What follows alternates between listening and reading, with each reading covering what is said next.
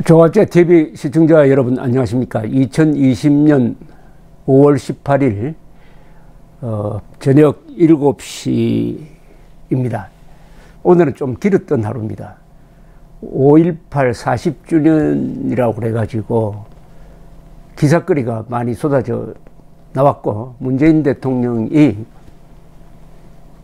헬기 사격 그리고 안매장 또 사격 지령자를 찾아야 한다. 진실을 고백하면 봐주겠다. 뭐 이런 이야기를 하니까 제가 광주 사태에 대해서 취재도 하고 연구도 한 입장에서 가만히 있을 수가 없어가지고 한 3건의 기사를 올렸습니다. 동영상을 올렸습니다. 그러면서 이 하루를 이제 마무리를 하면서 문득 생각나는 게 있었어요. 여러분도 잘 아시는 북한군 600명이 광주에 투입되었다 하는 설. 한 설은 과연 우리에게 무슨 덕이 되었느냐 또는 무슨 상처를 남겼느냐 한번 생각해 보려고 합니다. 북한군 600명이 광주 사태에 들어왔다. 처음부터 이게 황당무계한 거죠. 600명이 들어와서 해집고 다니면은 국군이 얼마나 많이 죽었겠습니까? 그리고 그자들은 또 얼마나 많이 죽었겠습니까? 시신이 하나도 없고, 그러면 투명인간이라는 이야기인데 흔적도 없이 사라졌다? 광주 사태에서 난동을 부리고 흔적도 없이 사라졌다? 그게 도대체 있을 수가 있습니까? 유령도 아니고 말이죠. 첫째, 왜 이런 황당무계한 주장이 먹혀들었느냐? 요새 사전투표 부정설하고 다소 비슷합니다. 국민들이 가지고 있는 광주 사태에 대한 불만, 광주 사람들이 너무한다. 어떻게 광주 사람들이 총을 잡을 수 있었느냐 하는 데 대한 불만과 의혹, 여기에 파고든 음모설이었죠. 음모설. 그러다가 작년에 그게 공식적으로 정리가 되고 말았습니다. 저는 그런 주장을 하는 사람을 2000년대 들어와서 만났어요. 그 전에 이미 국가적 조사가 5분 있었는데 북한군 북자도 나오지 않았습니다. 그리고 광주 사태를 취재한 기자 중에서 단 한 사람도 북한군 봤다는 사람이 없어요. 광주 사태가 있었던 그 현장은 그렇게 넓지가 않아요. 이 광화문 거리 정도 보면 됩니다. 여기서 600명이 특수부대가 설치고 다녔다면 그걸 모르겠습니까? 근데 시대가 흘러가지고 2000년대 들어오니까 어느 탈북자가 북한에서 들었다 해가지고 퍼지기 시작한 거예요. 그리고 김한론이라는 분이 그것을 상당히 정교하게 음모설로 만들었어요. 그러다가 작년에 자유한국당에서 국회의원 3분이 음모론자를 초청을 해가지고 국회에서 세미나를 했다가 역풍을 맞아가지고 당이 사과를 하고 그 새 국회의원을 징계를 하고 함으로써 정리가 되고 말았습니다. 그 전에, 그런 일이 일어나기 전에 제가 군인들한테 이야기를 했습니다. 이거는 군인들이 좀 해결해 줄 수 없느냐. 이런 황당무계한 주장에 넘어가는 사람들이 너무나 많다. 특히 군인 중에서도 있다. 이렇게 되면 언젠가는 광주 사람들로부터 반격을 받아가지고 낭패를 만날 것이다. 그러니까 이 스스로 해결해야 된다. 그런 주장을 하는 사람이 우파 성향이 많으니까 이 우파 진영 안에서 스스로 해결해야 된다. 라고 했지만은 어떤 예비역 장교도 그게 저 말에 동의하면서도 총대를 메고 나오는 사람이 없었습니다. 그 유일하게 제가 이건 사실이 아니다. 반드시 되말리는 날이 올 것이다. 이거 따지고 있을 때가 아니다. 지금 광주 사태와 관련해가지고 정말 어마어마한 조작이 벌어지고 있다. 헬기 사격이 없었는데 헬기 사격 있었다는 쪽으로 국방부가 몰아가고 있다. 이것을 지적을 해야 된다. 통합당도 언론도 우파도 이것을 물고 들어가야 된다 라고 했지만은 반응이 별로였습니다. 그래서 지금 되돌아보면은 저 말이 맞았죠. 광주 사태 600명 설에 혹하지 말고 그때부터 헬기 사격이 있었다는 이 정권 측의 주장을 정면으로 반박하고 헬기 조종사 30명을 우리가 지키겠다고 나오고 국군을 살인 집단으로 모는 송영무 물러가라 라고 하고 나왔으면은 근사한 싸움판이 됐을 것이고 여기서는 반드시 우리가 이겼을 것입니다. 그러니까 성산 없는 광주 사태 북한군 600명 투입설에 늪에 빠져가지고 아무 손해 없는 아무 득도 없는 지는 게임을 하고 말았습니다. 그러니까 이렇게 따져봐야 됩니다. 무슨 의도로 북한군 600명 투입설을 주장하느냐. 거기에 무슨 계산이 있어야 될 것 아니냐. 그런 주장을 할 것 같으면은 뭔가 목적이 있어야 될 것 아니냐. 그 목적이 뭐냐. 목적 그대로 하면은 광주 사태는 광주 사람이 일으킨 게 아니고 북한군이 일으켰다. 그럼 광주 사태를 북한군이 일으켰고 북한군이 홀연히 돌아가 버렸다. 그 누명을 광주 사람이 쓰고 있다. 그러니까 광주 사람들을 위한 변호를 하겠다는 겁니다. 광주 사람들이 그렇게 한 게 아니고 북한이 주범이다. 아니 언제 광주 사람들이 우리가 한 거 아니다. 북한 사람이 한 거다. 억울하다. 이렇게 한 적이 있습니까? 그러면은 광주 사람들이 원하지 않는데 왜 광주 사람 변호를 하느냐 이거예요. 거기서 남는 게 뭡니까? 그 다음에 두 번째, 그렇게 하면 국군이 떡이 되는 것 아닙니까? 우리 국군은 그때 철통같이 지키면서 광주 사태를 외부로 확산되지 않도록 해서 조기 진압에 나름대로 성공을 했어요. 북한군의 개입을 막았습니다. 미국과 협조를 했습니다. 그런데 알고 보니까 우리 국군이 바보였다. 600명이 들어온 걸 국군이 모르고 있었다. 국군도 모르고 미군도 모르고 있었다. 국군과 미군을 바보로 만드는 거죠. 거기서 남는 게 뭡니까?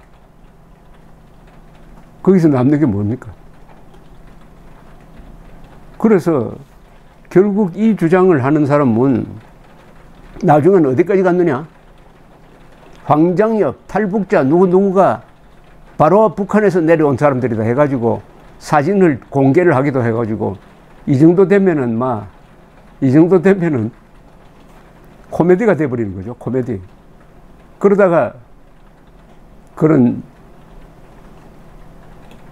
종말을 맞고 말았습니다. 그런데 손해가 너무나 많아요.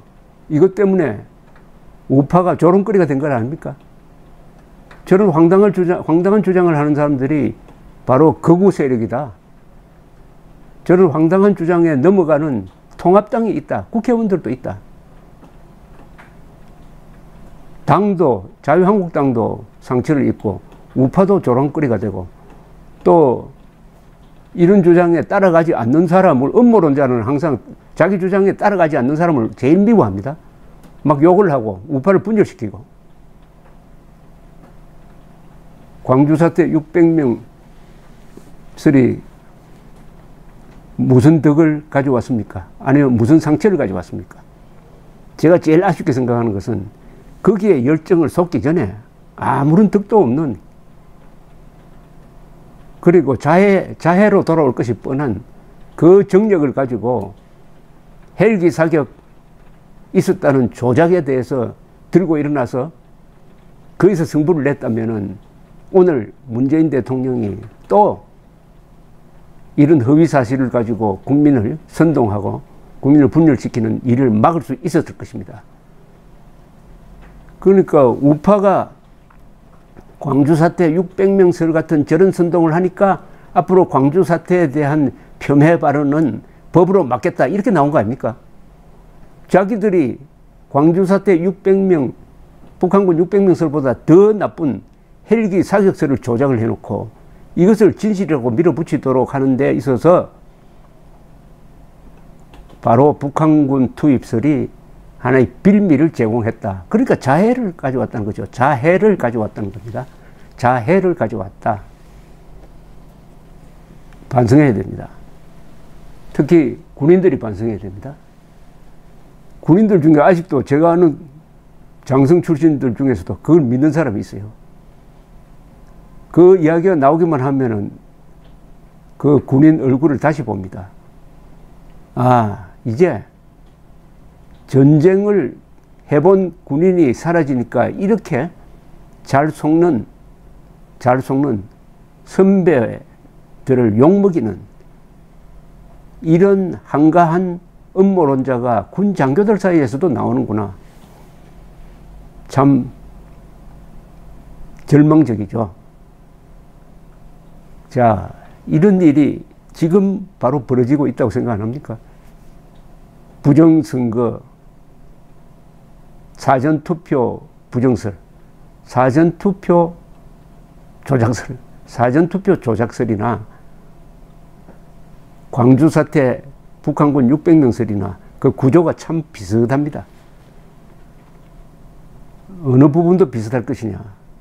재검표를 해가지고 사전투표 부정이 없었다고 밝혀지는 순간 그 뒤에 무슨 일이 일어날 거냐.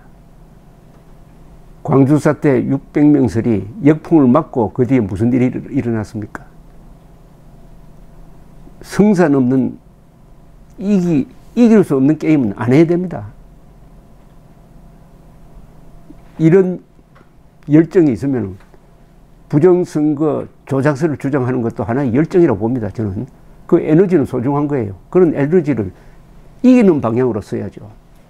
저는 하나 제안하고 싶은 게 지금 월간조선이 5개월째 보도하고 있는 김대중 비자금 의혹, 국정원이 추적했던 비자금 의혹 13억 5천만 달러가 미국에 있고 그중에 일부가 북한으로 들어갈 뻔했다는 이 의혹을 국정원이 추적해가지고 상당한 자료를 확보했고 그 자료가 월간조선을 통해서 공개됐습니다. 사전투표 조작설에서 승부를 내려고 하지 말고 그것은 이기는 게임이 아닙니다. 지는 게임입니다. 이거는 이기는 게임입니다. 여기서 국가 차원에서 조사를 하라. 국세청도 나서라. 외교부도 나서라. 알고 싶다. 13억 5천만 달러는 1조 6천억 원이다. 이게 사실이라면 전두환, 노태우 두 사람이 모은 비자금의 5배다. 3배다. 이렇게 하면서 진실 규명을 압박하고 들어갈 때 아마 국가를 위해서 자유우파를 위해서 좋은 일이 벌어질 것이라고 생각합니다. 북한군 600명 투입설에 현혹돼 가지고 헬기 사격이 있었다는 조작을 막지 못했는데 또 사전투표 조작설에 넘어가 가지고 그보다 더 승산이 있는 김대중 비자금 13억 5천만 달러 의혹을 밝혀내는 걸 또 놓치면은 또 손해보는 겁니다. 우파 힘이 제한되어 있습니다. 이것하고 저것하고 할 수가 없어요. 하나에 집중해야 됩니다. 그것은 이기는 데 집중을 해야 된다. 이렇게 말씀드리고 싶습니다. 감사합니다.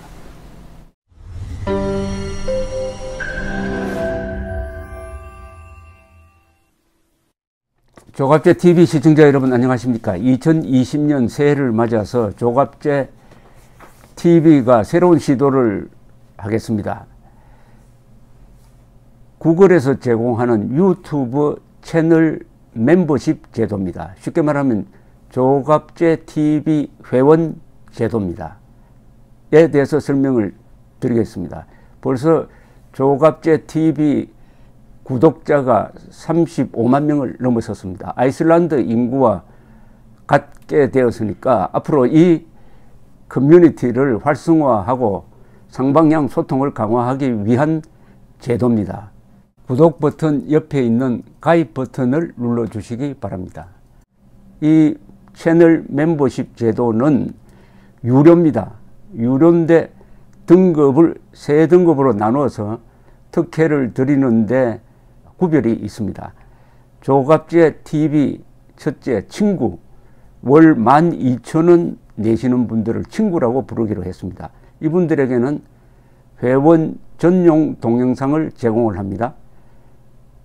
별명을 조갑제가 답한다라고 했습니다. 논란이 되는 사실 등에 대해서 저에게 질문을 해주시면은 제가 성실하게 답을 하는 동영상입니다.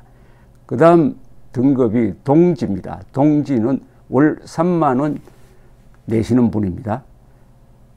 동영상을 선공개하는 혜택을 추가하기로 했습니다. 앞에 회원 전용 동영상은 기본적으로 받으시는 것이고, 동영상 선공개, 미리 궁금한 동영상을 보실 수 있도록 하겠습니다. 세 번째가 월 6만 원 내시는 분들을 전우라고 이름을 붙였습니다. 이분들에게는 친구, 동지들이 누리는 혜택 플러스 이 전우에 가입하신 분들의 성함을, 물론 필명이겠죠, 언급을 하고 조갑제의 교양 강좌 동영상을 보실 수 있도록 하겠습니다. 단연간의 취재 경험을 토대로 한국 현대사의 비화라든지 세계사 산책, 여행 가이드 등 깊이 있는 정보를 제공하도록 하겠습니다. 그리고 친구, 동지, 전우 분들에게는 배지가 제공됩니다. 여러분들의 성함 옆에 붙어서 색깔이 바뀝니다. 한 달, 두 달, 6달 이런 식으로 회비를 내는 기간에 따라서 색깔이 바뀌는 디지털 배지를 제공해 드립니다. 여기 회원에 가입하지 않는 분들에게는 불이익이 없습니다. 지금처럼 무료로 동영상을 시청할 수 있습니다. 여기 동영상 가입 절차는 별도의 공지를 참고해 주시기 바랍니다. 감사합니다. 구독 버튼 옆에 있는 가입 버튼을 눌러 주시기 바랍니다.